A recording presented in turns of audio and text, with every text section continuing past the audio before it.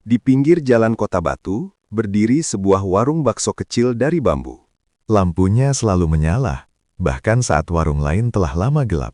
Udara malam pegunungan terasa dingin dan lembab. Aroma tanah basah bercampur dengan wangi dedaunan yang tertiup angin pelan. Namun di antara semua aroma itu, ada satu bau yang lebih kuat. Aroma kuah bakso. Hangat. Mengundang.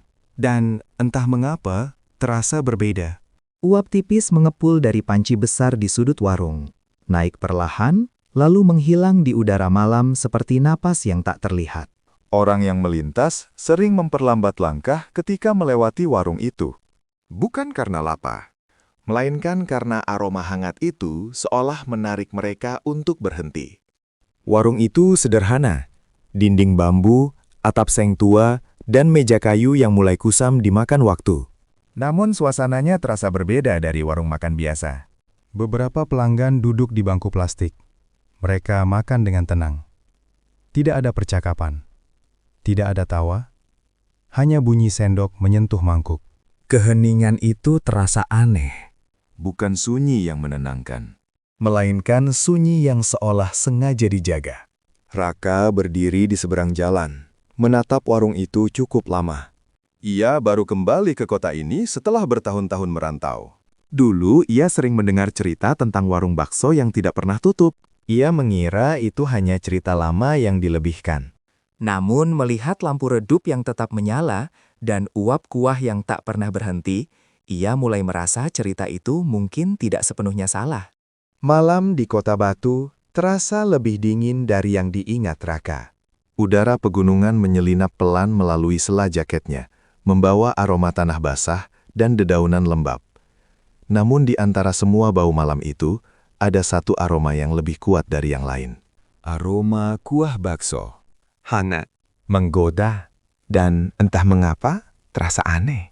Raka berdiri beberapa langkah dari warung bambu itu. Lampu kuning redup menggantung di langit-langitnya, memancarkan cahaya lembut yang membuat bayangan bergerak pelan di lantai semen yang retak-retak. Warung itu kecil dan sederhana. Bangunan bambu dengan atap seng yang mulai kusam dimakan usia. Namun ada sesuatu yang membuatnya terasa berbeda. Panci besar di sudut warung mengepulkan uap tipis yang tidak pernah berhenti. Uap itu naik perlahan, lalu menghilang di udara malam, seperti napas yang tak terlihat. Raka melangkah mendekat. Suara sandal pelanggannya bergesek halus dengan lantai. Beberapa orang duduk di bangku plastik. Mereka makan dengan tenang. Tidak ada percakapan. Tidak ada tawa. Hanya bunyi sendok yang sesekali menyentuh mangkuk. Keheningan itu terasa janggal. Bukan sunyi yang damai. Melainkan sunyi yang seolah sengaja dijaga. Saat menunggu mangkuknya disiapkan, pandangan Raka tertarik pada sebuah papan kecil di dekat panci kuah. Papan itu sederhana, digantung dengan kawat tipis yang mulai berkarat. Tulisan tangannya tampak tua dan sedikit pudar. Namun masih jelas terbaca. Dilarang ambil kuah sendiri. Raka membaca kalimat itu perlahan. Ia mengangkat kepala dan memperhatikan sekeliling. Tak seorang pun berdiri di dekat panci. Tak ada tangan yang mencoba mendekat. Seorang pria yang hendak mengambil sambal berhenti beberapa langkah sebelum panci, lalu berbalik kembali ke mejanya. Gerakan itu tampak refleks, seolah tubuhnya sendiri tahu batas yang tak boleh dilewati. Uap kuah naik perlahan dari panci, Berputar sebentar di udara. Lalu menghilang. Raka tidak tahu mengapa, tetapi tulisan sederhana itu terasa lebih seperti peringatan daripada aturan biasa. Pak Wira meletakkan mangkuk bakso di depan Raka. Uap hangat naik perlahan, membawa aroma gurih yang menenangkan. Raka meniup kuah pelan, lalu menyeruputnya. Rasanya hangat, gurih, dan sangat enak. Namun ada sensasi asing yang membuatnya berhenti sejenak. Ia menelan perlahan. Kehangatan menyebar ke dada, sementara tengkuknya merinding. Raka menyeruput lagi. Rasanya tetap enak. Tetapi perasaan aneh itu masih tertinggal. Warung tiba-tiba terasa lebih sunyi. Raka masih memegang sendoknya ketika suasana warung berubah semakin sunyi. Pak Wira mengumpulkan mangkuk kotor dari meja pelanggan, lalu berjalan ke belakang warung tanpa banyak suara. Lampu kuning bergoyang pelan. Uap dari panci kuah tetap naik perlahan. Seorang pria yang duduk tidak jauh dari Raka berdiri sambil membawa mangkuknya. Ia tampak ragu sejenak, lalu melangkah mendekati panci. Mungkin ia tidak membaca tulisan kecil itu. Mungkin ia lupa. Atau mungkin ia mengira aturan itu tidak penting. Tangannya meraih gayung logan. Suara logamnya berdenting pelan ketika menyentuh bibir panci. Tak seorang pun berbicara. Tak seorang pun bergerak. Pria itu mulai menuangkan kuah ke mangkuknya. Uap hangat naik perlahan di sekeliling tangannya. Raka merasakan jantungnya berdegup lebih cepat. Sesuatu terasa tidak seharusnya terjadi. Pria itu mengangkat gayung kuah perlahan. Uap hangat mengepul di sekitar tangannya. Namun saat gayung terangkat lebih tinggi, gerakannya terhenti. Seolah ada sesuatu yang tersangkut. Ia menarik sedikit lebih kuat, dan sesuatu ikut terangkat bersama kuah yang menetes. Sehelai kain pucat tergantung di ujung gayung. Basah dan rak. Kuah menetes perlahan ke lantai. Semua mata tertuju ke benda itu. Tak ada yang bersuara. Bentuknya jelas, seperti pakaian dalam pria. Beberapa pelanggan langsung berdiri. Ada yang mundur. Ada yang menutup mulut. Warung yang tadi sunyi mendadak dipenuhi kegaduhan. Langkah cepat terdengar dari belakang warung. Pak Wira muncul sambil membawa mangkuk kotor. Tatapannya langsung tertuju pada gayung di tangan pria itu. Wajahnya berubah pucat. Mas, jangan. Ucapnya terputus. Ia segera meletakkan mangkuk dan bergegas mendekat. Dengan tangan gemetar, ia menarik gayung itu dan menjatuhkan kembali isinya ke dalam panci. Beberapa pelanggan mundur menjauh. Kursi bergeser keras di lantai. Ada yang menutup hidung. Ada yang buru-buru mengambil tasnya. Suasana berubah kacau. Dalam hitungan detik, pelanggan berhamburan keluar warung. Yang tersisa hanyalah panci yang masih mengepul.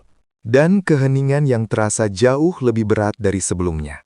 Malam itu, warung ditutup lebih cepat dari biasanya. Lampu tetap menyala, tetapi tidak ada lagi pelanggan yang duduk. Orang-orang yang tadi menyaksikan kejadian itu pulang dengan wajah pucat dan suara berbisik. Kabar menyebar lebih cepat daripada angin malam. Dari mulut ke mulut, Dari warung kopi ke rumah-rumah warga. Orang mulai membicarakan apa yang terlihat di dalam panci kuah. Sebagian tidak percaya. sebagian merasa jijik. Sebagian lagi merasa takut. Hari-hari berikutnya, bangku plastik di warung itu semakin sering kosong. Tidak ada antrian. Tidak ada tawa. Hanya panci yang tetap mengepul di bawah lampu redup. Dan keheningan yang kini terasa menetap. Sejak kejadian malam itu, warung bakso Pak Wira tidak pernah benar-benar ramai lagi. Yang datang biasanya hanya orang luar daerah yang kebetulan melintas dan tidak mengetahui cerita yang beredar. Warga sekitar lebih memilih lewat tanpa menoleh. Malam itu, hanya Raka yang duduk di salah satu bangku plastik. Uap kuah masih mengepul seperti biasa. Namun, suasananya terasa jauh lebih lenang. Tiba-tiba api kompor mengecil lalu padam. Pak Wira memeriksa tabung gas di bawah meja dan menghela napas panjang.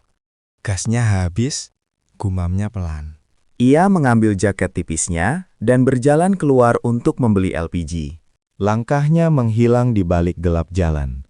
Warung kini benar-benar kosong. Raka menoleh ke arah belakang warung. Tirai plastik tua menggantung diam. Dorongan rasa ingin tahu perlahan mengalahkan keraguannya. Ia berdiri dan melangkah ke arah tirai itu. Udara di belakang dapur terasa lebih dingin dan lembab. Ruangan kecil itu remang-remang. Di atas meja kayu tua, tergeletak sebuah buku catatan usang. Di sampingnya, terdapat beberapa bunga kering yang sudah layu. Dan selembar kain putih yang terlipat rapi. Raka menatap benda-benda itu tanpa berkedip. Perasaan tidak nyaman perlahan merayap di dadanya. Raka meraih buku catatan tua itu dengan hati-hati. Sampulnya kasar dan mengelupas di sudut-sudutnya. Saat dibuka, halaman-halamannya menguning dan berbau lembab. Tulisan tangan memenuhi hampir setiap halaman. Sebagian berisi resep dan catatan bahan. Namun di bagian tengah, tulisannya berubah tidak rapi. seolah ditulis tergesa atau dalam ketakutan. Raka membaca salah satu kalimat. Kuah tidak boleh diambil sendiri. Ia membalik halaman berikutnya. Yang diambil harus kembali. Tangannya mulai terasa dingin. Di halaman lain tertulis kalimat yang lebih pendek. Selama kain tetap tinggal, warung akan tetap ramai. Raka menelan ludah. Tiba-tiba, udara di ruangan terasa lebih berat. Ia merasa seolah tidak sendirian. Suara sangat pelan terdengar di dekat telinganya, seperti bisikan yang tertahan. Raka menegan. Ia tidak berani menoleh. Bisikan itu kembali terdelai. Semar, basah, dan terlalu dekat. Raka menahan napas dan perlahan menoleh ke belakang. Tidak ada siapapun. Ruangan tetap sunyi. Tirai plastik di pintu belakang menggantung diam. Bunga kering di meja tidak bergerak. Namun udara terasa lembab dan berat, seolah sesuatu baru saja berdiri sangat dekat dengannya. Raka menutup buku itu dengan cepat. Jantungnya berdetak keras di telinganya sendiri. Bisikan tadi tidak terdengar lagi, tetapi rasa dingin masih menempel di tengkuknya. Tanpa berpikir panjang, ia melangkah mundur lalu berbalik menuju pintu depan. Langkahnya berubah menjadi lari kecil. Ia keluar dari warung dan berhenti di tepi jalan, mencoba mengatur nafasnya. Malam terasa jauh lebih dingin dari sebelumnya. Dari dalam warung, panci kuah masih mengepul pelan, seolah tidak pernah terjadi apapun. Raka berdiri di tepi jalan dan menoleh sekali lagi ke arah warung. Lampu redup masih menyala. Uap kuah mengepul pelan, seolah tidak pernah terjadi apapun. Namun, kata-kata dalam buku tua itu terus terngiang. Yang diambil harus kembali. Raka melangkah menjauh. Di belakangnya, warung tetap berdiri dalam cahaya redup.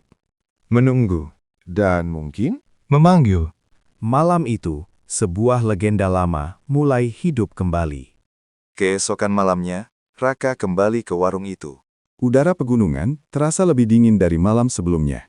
Lampu kuning redup masih menggantung di tempat yang sama. Uap kuah tetap mengepul perlahan dari panci besar di sudut warung. Namun, suasananya berbeda. Bangku plastik yang dulu penuh, kini banyak yang kosong. Hanya 1-2 orang duduk makan tanpa bicara. Raka duduk di tempat yang sama seperti malam sebelumnya. Perasaan aneh kembali merayap di dadanya. Ia datang bukan karena lapar, melainkan karena rasa ingin tahu yang belum terjawab. Raka memandang sekeliling warung. Bangku-bangku plastik tampak lebih kosong dari malam sebelumnya. Beberapa pelanggan duduk menunduk, makan tanpa berbicara. Ia mencari sosok yang dikenalnya semalam. Wanita paruh baya dengan kerudung coklat tua. Namun, kursi di pojok warung itu kosong. Raka menunggu beberapa saat. Matanya terus mengamati setiap orang yang datang dan pergi. Tak ada tanda-tanda Bu Sumi. Ia menoleh ke arah Pak Wira yang sedang menyendok bakso. Ingin tanya sesuatu, Pak, ucap Raka pelan. Pak Wira tidak nazar. Tangannya tetap bergerdia. Apa wanita yang biasa duduk di pojok itu tidak datang lagi? Sendok Pak Wira berhenti sepersekian detik, lalu bergerak kembali. Orang sini jarang datang sekarang, jawabnya singkat. Jawaban itu terasa lebih berat dari yang seharusnya. Raka terdiam sesaat sebelum berbicara lagi. Ia menurunkan suaranya. Pak, tentang pria yang mengambil kuah semalam, namanya Doni ya? Tangan Pak Wira yang memegang sendok berhenti. Hanya sebentar. Namun cukup untuk membuat suasana terasa lebih dingin. Ia meletakkan mangkuk di meja pelanggan tanpa menatap Raka. Mas sebaiknya tidak ikut campur, katanya pelan. Raka menelan ludah. Dia sekarang di mana, Pak? Pak Wira menghela napas panjang. Matanya menatap panci yang masih mengepul. Masih di kota ini? Jawabnya lirih. Tidak jauh. Raka menunggu, tetapi Pak Wira tidak melanjutkan. Hanya suara kuah mendidih pelan yang terdengar di antara mereka. Keheningan itu terasa berat. Pak Wira tetap menatap panci yang mengepul, seolah mencari kata yang tepat. Sejak malam itu, katanya pelan, hidupnya tidak sama. Raka tidak bergelak.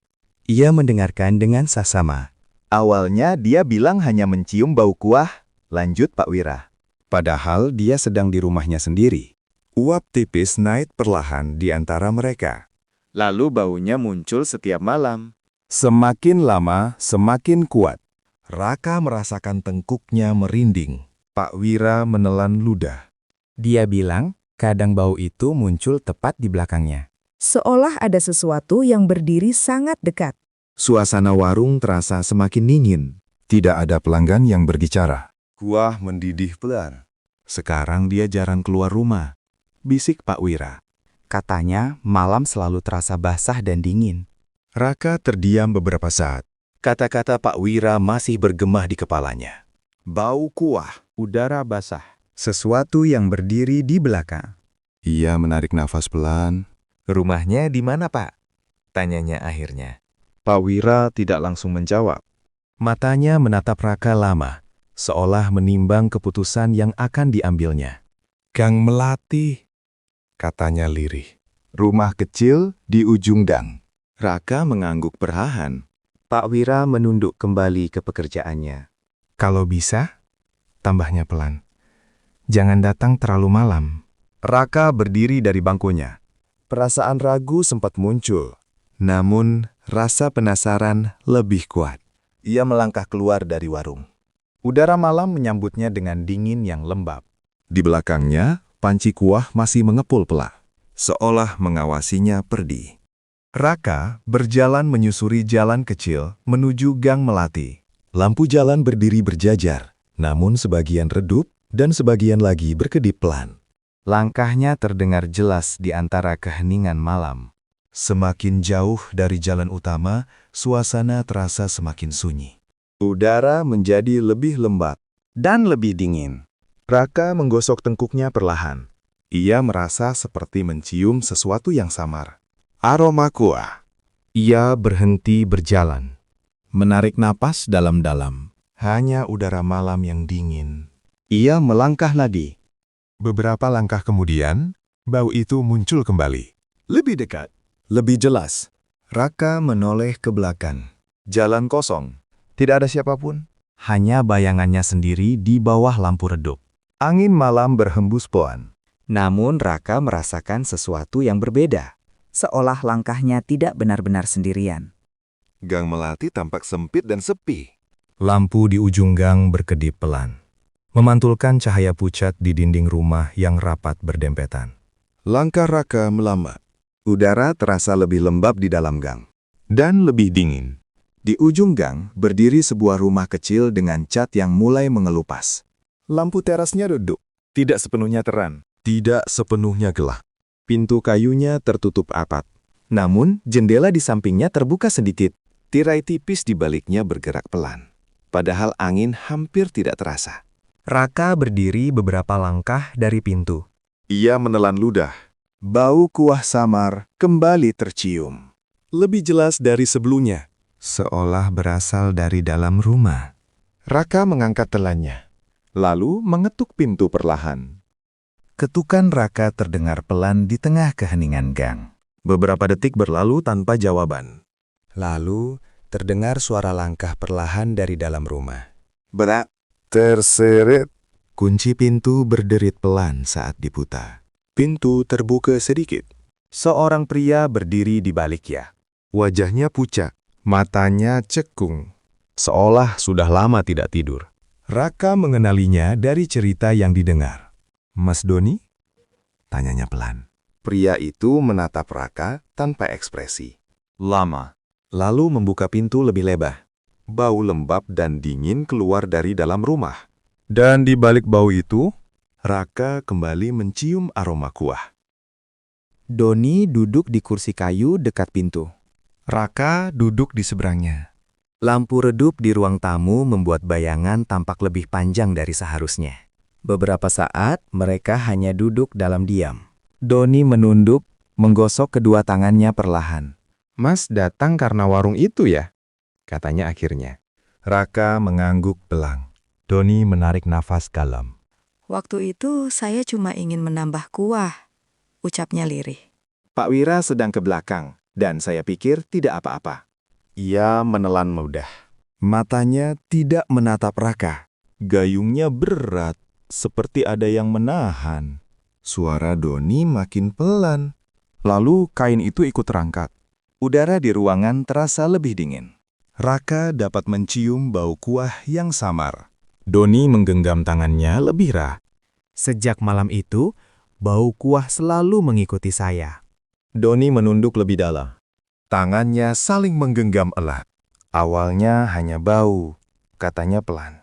Seperti kuah yang terlalu lama dipanaskan.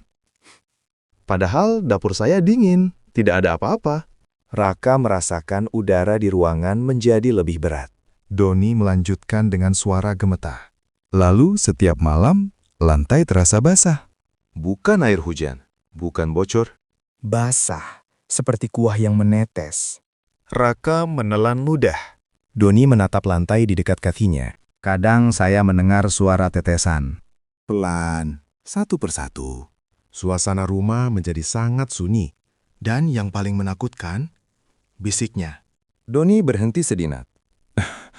Napasnya tidak teratur. Saya merasa ada seseorang berdiri di belakang saya. Udara di ruangan terasa semakin dingin. Doni menutup matanya. Namun, setiap saya menoleh, Tidak ada siapapun di sana. Raka duduk diam, mencoba mencerna setiap kata yang diucapkan Doni. Namun perlahan, ia mulai menyadari sesuatu. Udara di dalam rumah terasa semakin dingin. Bukan dingin malam biasa, melainkan dingin lembab yang merayap pelan ke kulit. Ia menggosok lengannya perlahan. Bau kuah kembali tercium. Lebih jelas dari sebelumnya. Raka menahan napas. Ia yakin bau itu bukan berasal dari luar. Suara tetesan terdengar pelan. 1, lalu hening. Kemudian 1 tetes lagi. Raka menoleh ke lantai. Permukaannya tampak kering. Namun suara itu tetap terdengar. Doni menatapnya perlahan. Matanya tampak takut. Mas, sekarang juga merasakannya ya? Bisiknya. Raka tidak menjawab. Karena di detik itu, ia merasakan sesuatu bergerak sangat pelan. Tepat di belakang punggungnya. Raka membeku di tempat nyebutnya. Udara terasa berat dan dingin di punggungnya. Suara tetesan yang samar tiba-tiba berhenti. Keheningan menjadi semakin pekat. Lalu terdengar bunyi kayu bergesek pelan. Pintu rumah yang tadi tertutup mulai bergerak. Berderit perlahan. Suaranya panjang dan serak. Pintu terbuka sedikit demi sedikit. Seolah didorong oleh sesuatu yang tak terlihat. Udara dingin dari luar merayap masuk ke dalam ruangan. Lampu redup di atas mereka bergoyang pelan. Raka dan Doni menatap ke arah pintu tanpa berani bergerak. Bau kuah tiba-tiba terasa lebih kuat. Dan dari celah pintu yang terbuka, udara lembab mengalir masuk seperti napas yang dingin. Pintu terbuka sedikit lebih lebar. Udara dingin terus mengalir masuk ke dalam ruangan. Lampu redup di langit-langit bergoyang pelan. Bayangan di lantai bergerak perlahan mengikuti gerakan cahaya. Namun tiba-tiba, sebuah bayangan lain melintas. Cepat, tipis. Seperti kabut yang bergerak di antara pintu dan dinding. Raka menahan napas. Matanya terpaku pada celah pintu. Tidak ada siapapun di luar. Gang tetap sunyi. Namun, bayangan itu kembali bergerak. Lebih lambat. Lebih jelas. Seolah sesuatu sedang berdiri tepat di ambang pintu. Doni merapatkan punggungnya ke kursi. Tangannya gemetar. Dia datang. Bisiknya pelan. Raka tidak berani mengalihkan pandangannya dari pintu. Udara di dalam ruangan terasa semakin dingin dan lembab. Bau kuah memenuhi hidungnya, lebih pekat dari sebelumnya. Ia mencoba menarik napas pelan. Namun, napasnya terasa bah. Tiba-tiba, ia merasakan sesuatu yang sangat dingin di dekat telinganya. Seperti hembusan napas. Lambat. Basah. Raka membeku. Jantungnya berdetak keras di dadanya. Ia tidak berani menoleh. Di kulit lehernya, hawa dingin merayap turun perlahan.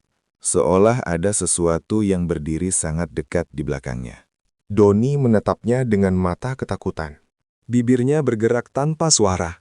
Dan dalam bisikan yang hampir tak terdengar, ia berkata, Jangan bergerak. Doni bangkit perlahan dari kursinya. Matanya tidak lepas dari bayangan di dekat pintu. Tangannya gemetar saat meraih lengan Raka. Mas, pulang sekarang. Bisik Macepak. Suaranya tidak lagi pelan. Ada kepanikan yang jelas terdengar. Raka masih membeku. Hembusan dingin di belakang telinganya belum hilang. Doni menggenggam lengannya lebih kuat. Ini bukan urusan Mas, katanya lirih namun tegas. Pintu berderit lagi. Bayangan di ambang pintu tampak semakin pekat. Lampu redup berkedip sesah. Bau kuah menusuk lebih tajam. Doni mendorong Raka ke arah pintu. Pergi sebelum dia memilih Mas. Suasana menjadi sangat sunyi. Seolah sesuatu sedang menunggu keputusan. Raka tersandung keluar dari rumah Doni. Udara malam di Gang Melati terasa lebih dingin dari sebelumnya. Pintu di belakangnya menutup sendiri dengan bunyi pelan. Raka tidak berani menoleh. Ia berjalan cepat menuju ujung gang. Namun bau kuah itu masih tercium. Lebih dekat, lebih pekat. Langkahnya semakin cepat. Lampu gang berkedip sekali. Lalu stabil kembali. Saat hampir mencapai jalan utama, Raka merasa sesuatu berhenti tepat di belakangnya. Tidak menyentuh, namun cukup dekat untuk membuat napasnya terasa berat. Ia menelan ludah. Perlahan, sangat perlahan. Raka menoleh. Gengkosan. Tidak ada siapapun. Namun di tanah dekat kakinya, Terlihat satu tetes cairan bening mengilap di bawah cahaya lampu. Raka mundur satu langkah. Dan dalam keheningan malam, ia kembali mencium aroma kuah yang hangat. Tepat di belakangnya, Raka berdiri terpaku di ujung gang Melati. Napasnya belum sepenuhnya tenang. Ia yakin gang itu kosong. Namun rasa diawasi belum hilang. Udara terasa emdah. Dan bau kuah itu masih ada. Semar. Namun jelas. Ia melangkah mundur perlahan. Lalu menyadari sesuatu. Aroma itu bukan lagi dari belakangnya. Bukan dari rumah Doni. Seolah berasal dari dirinya sendiri. Raka mengendus ujung lengan bajunya.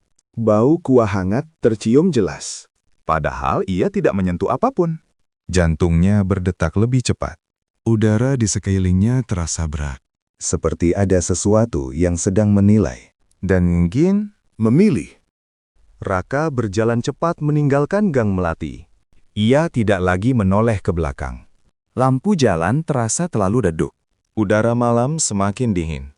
Bau kuah itu masih menempel di hidungnya. Ia mencoba mengabaikannya. Sesampainya di rumah, Raka langsung menutup pintu rakat. Ia bersandar sejenak, mencoba menenangkan napas. Rumahnya sunyi. Terlalu sunyi. Ia melepas jaketnya dan menggantungnya di kursi. Namun saat melangkah ke ruang tengah, ia berhenti. Udara di dalam rumah terasa lembab. Seperti baru saja ada uap hangat yang mengisi ruangan. Raka menelan ludah. ia yakin tadi rumahnya kering. Namun kini, lantai di dekat dapur tampak sedikit mengilap. Seolah ada cairan tipis yang baru saja menetes. Raka menatap lantai yang tampak sedikit mengilap. Ia menahan napas. Lalu terdengar suara pohon. Tes. Hening. Tepes lagi. Suara itu datang dari arah dapur. Raka melangkah perlahan. Lampu wastafel menyala redup.